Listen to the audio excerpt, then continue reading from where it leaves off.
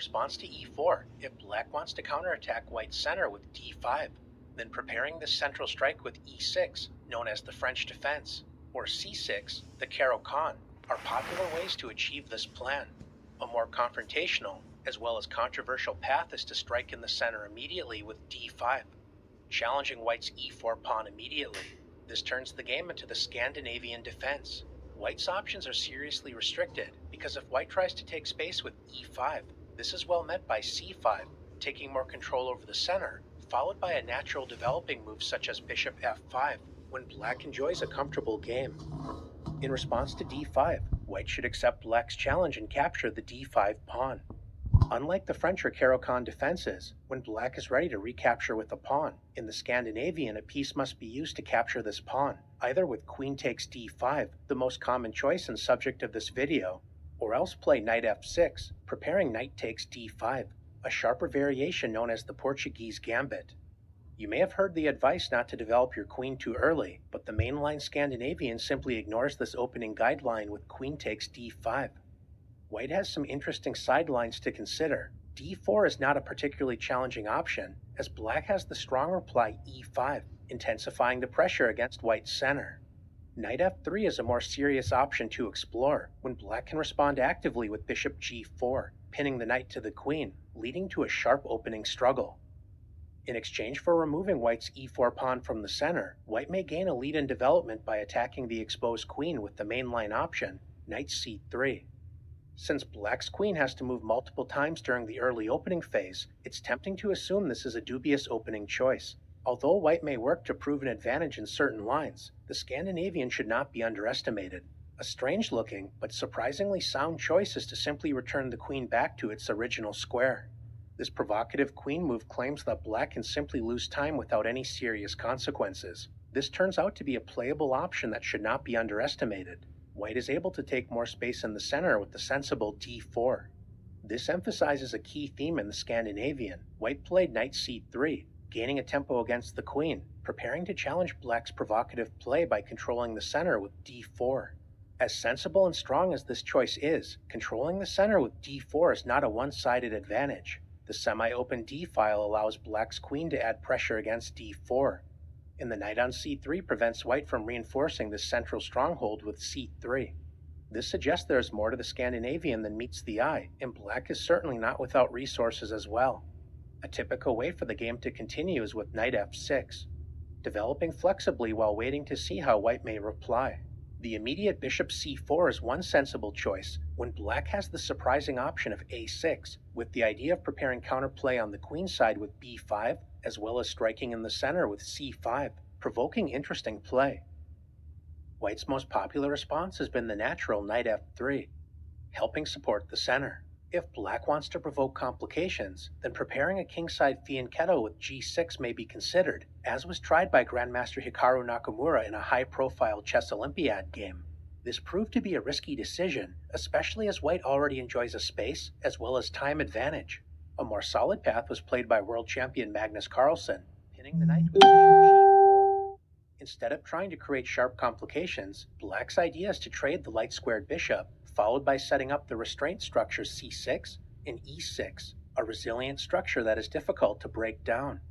His opponent, Grandmaster Fabiano Caruana, challenged the bishop with h3 immediately, an idea we'll explore in a moment.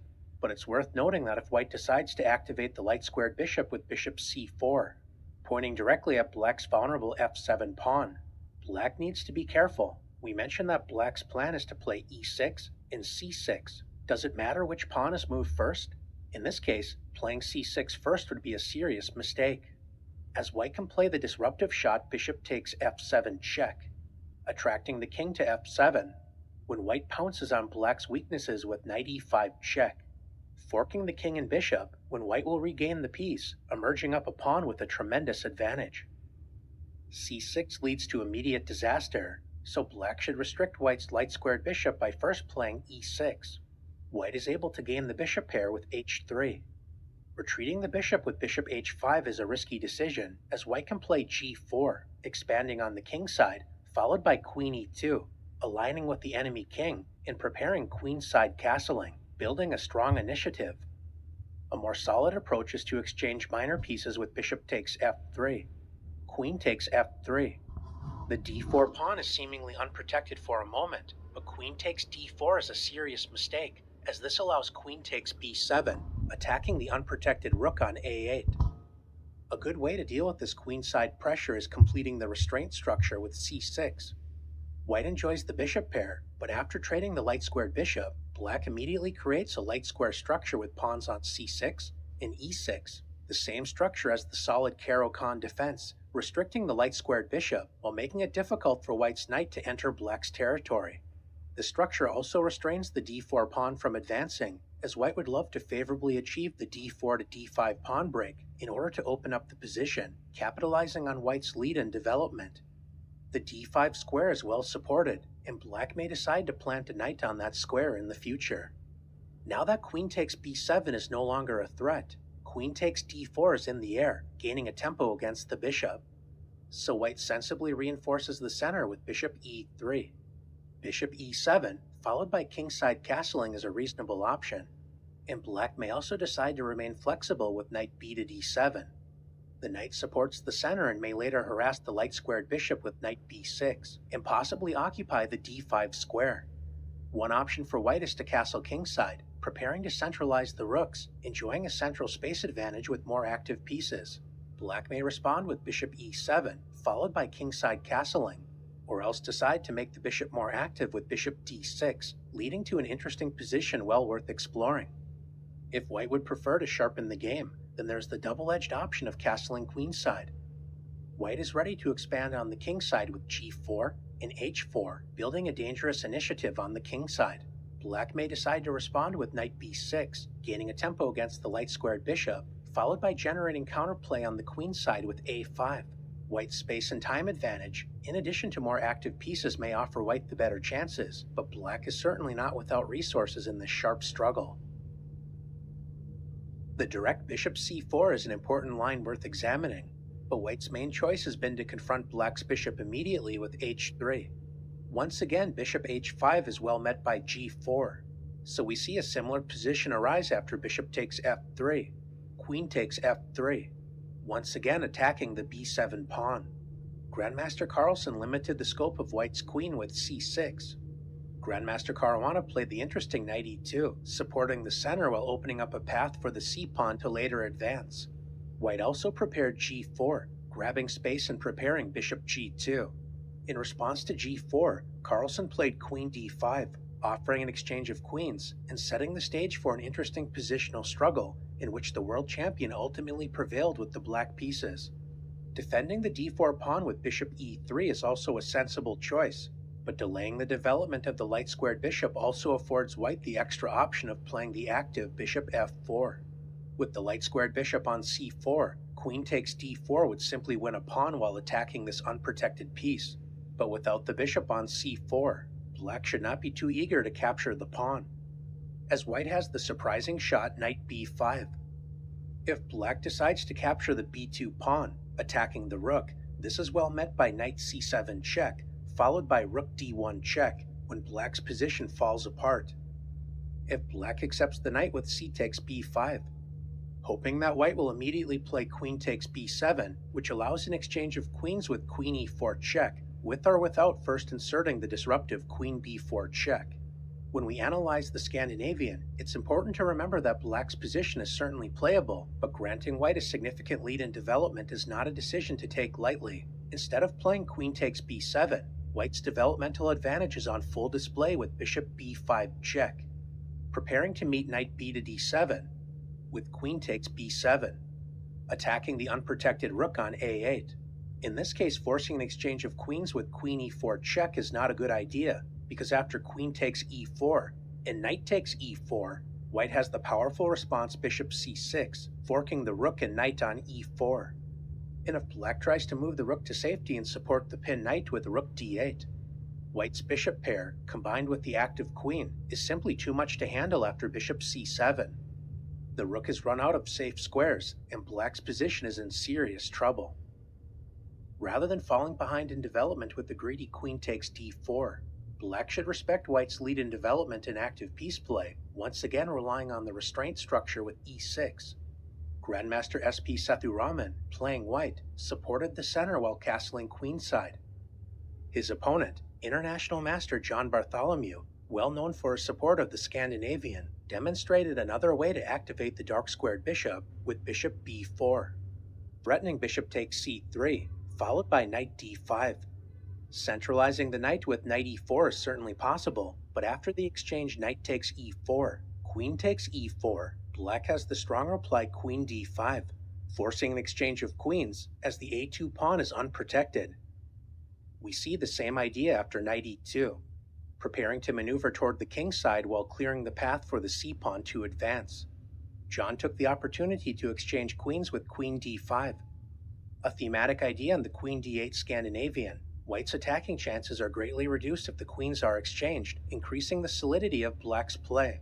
Since queen takes f3, as well as queen takes a2 is in the air, white has to allow the exchange of queens. Queen b3 was an interesting alternative to exchange queens without allowing black to regain a pawn in the center.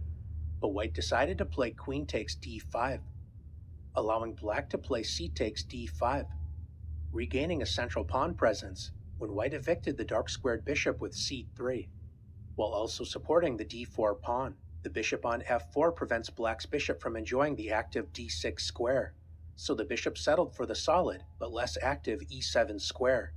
White prepared to complete development with knight g3. Black sensibly activated the other knight with knight c6, when white's light-squared bishop entered the game on the active d3 square.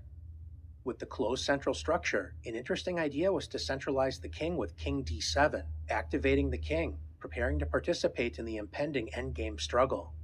But black decided to castle, reaching a roughly balanced position in which both sides enjoy reasonable chances. In this particular rapid game, IM Bartholomew scored an impressive upset against his grandmaster opponent. That being said, white should certainly not fear this position, and now that the light-squared bishop has actively entered the game, white may consider playing knight e2, preparing to expand on the king side with g4. In response, black should prepare a queenside demonstration with a6 and b5, leading to an interesting struggle filled with imbalances. Queen d8 is a reasonable option that should not be underestimated by white.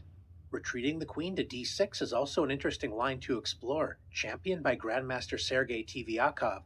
The most common response, however, is for black to play queen a5, aligning with white's knight and king on the e1 to a5 diagonal. The queen will likely come under pressure at some moment, so this variation usually involves c6, helping control the center, as well as providing an escape route for the queen when necessary. White typically continues by grabbing space in the center with d4. As strong of a move as this is, it's worth keeping in mind that the knight on c3 is now pinned, although this shouldn't be a critical factor with proper play. A flexible continuation for black is to play knight f6. When after knight f3, the immediate bishop f5 is possible, but black typically spends a tempo on c6, supporting the b5 and d5 squares, restricting the knight on c3, while also opening up a diagonal for the queen to retreat to either c7 or d8, depending on the circumstances. White's light-squared bishop actively enters the game with bishop c4, adding immediate pressure against the f7 pawn. Bishop f5 is black's most reliable choice, but let's see what happens if black decides to activate the light-squared bishop with bishop g4, pinning the knight on f3 to the queen. We examined this choice when black's queen was on d8, but there are important differences with the queen on a5.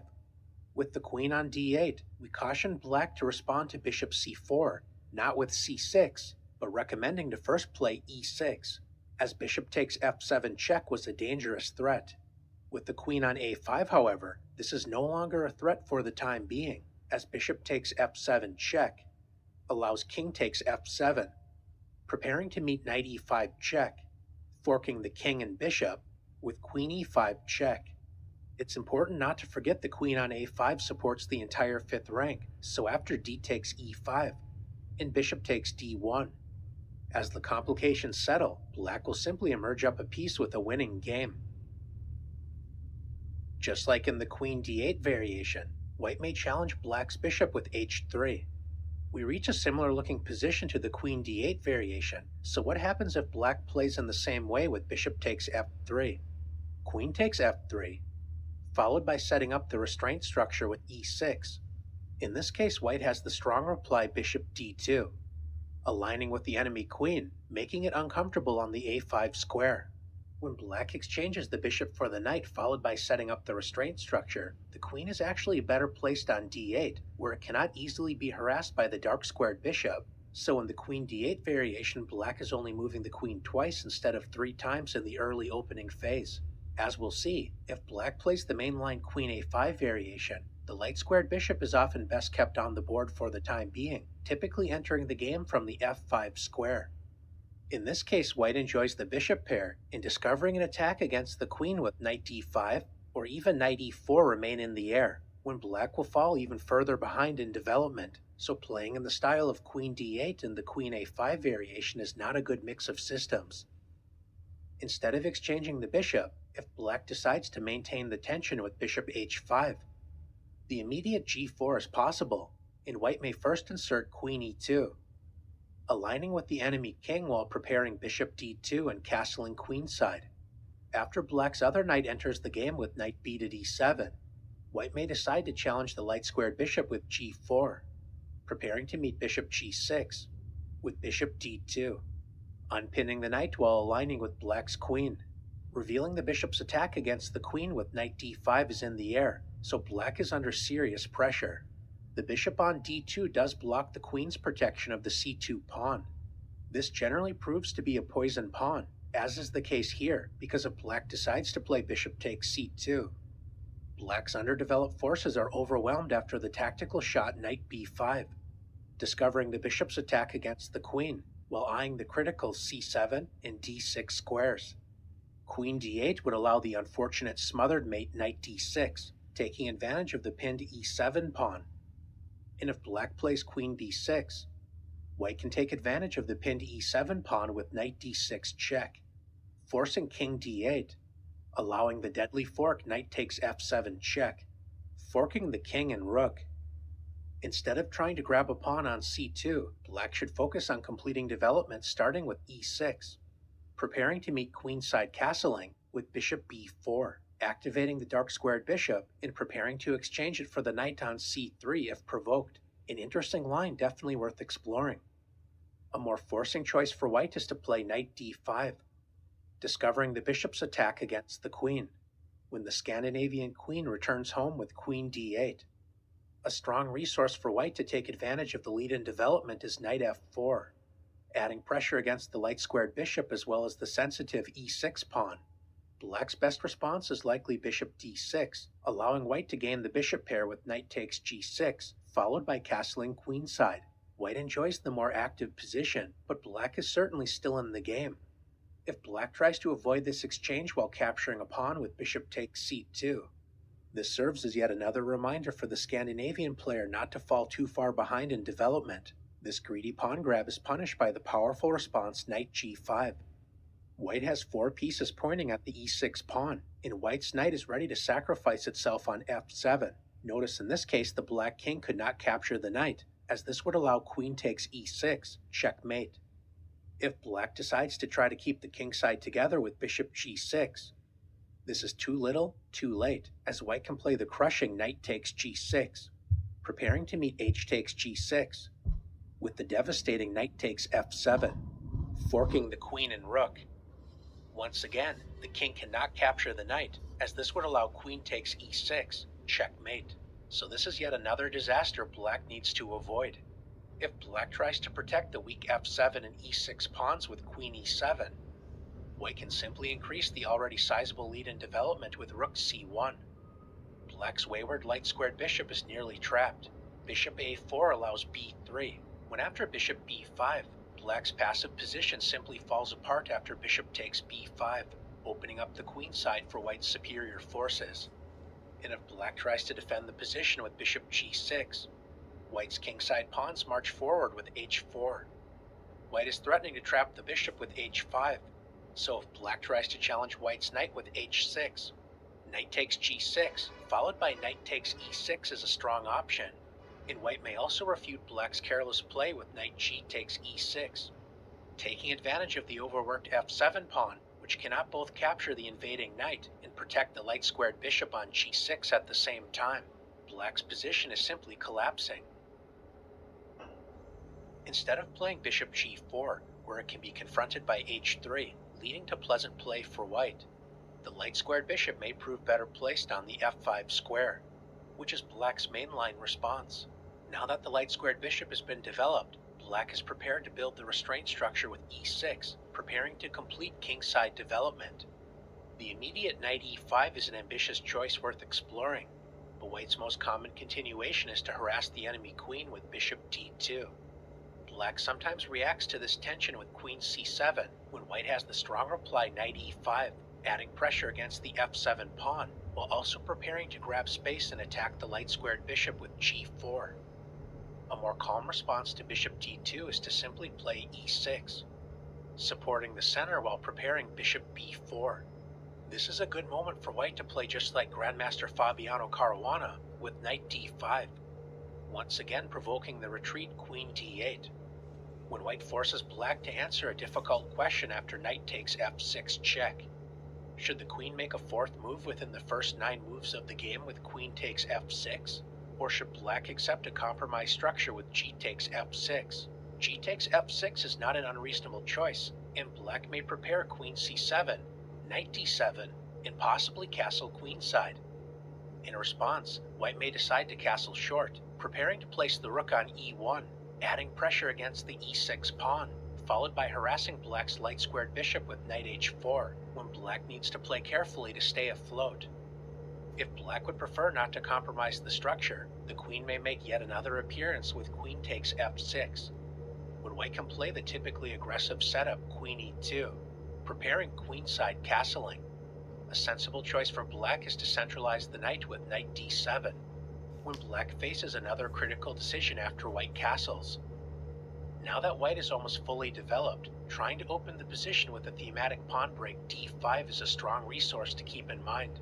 Black may decide to respond with knight b6, attacking the light-squared bishop while supporting d5. And another instructive choice is bishop e7, unpinning the e6 pawn at the expense of depriving the queen a natural escape route, inviting white to play bishop g5, forcing queen g6, when after bishop takes e7, king takes e7, black has lost the right to castle, so the position is being stretched to its limit. That being said, there's no decisive breakthrough available just yet, so black may prepare to castle by hand with rook h to d8, followed by king f8. As is the case in most of these lines, white enjoys a more active, comfortable game, but black's position remains resilient, so white should not expect to simply destroy black's opening play. The Scandinavian is a confrontational opening that challenges white's ability to control the action from the very first move. Black succeeds in removing white's e4 pawn from the action, but will pay the price of falling behind in development. Moving your queen out too early is generally not recommended, but with careful play, the Scandinavian is a viable option. White should enjoy a lead in development with a central space advantage, so white can often build a more active position with the ability to unleash a dangerous initiative if black is careless. Thanks for exploring the Scandinavian defense, and now you have some interesting ideas to explore the next time black's queen makes its debut on the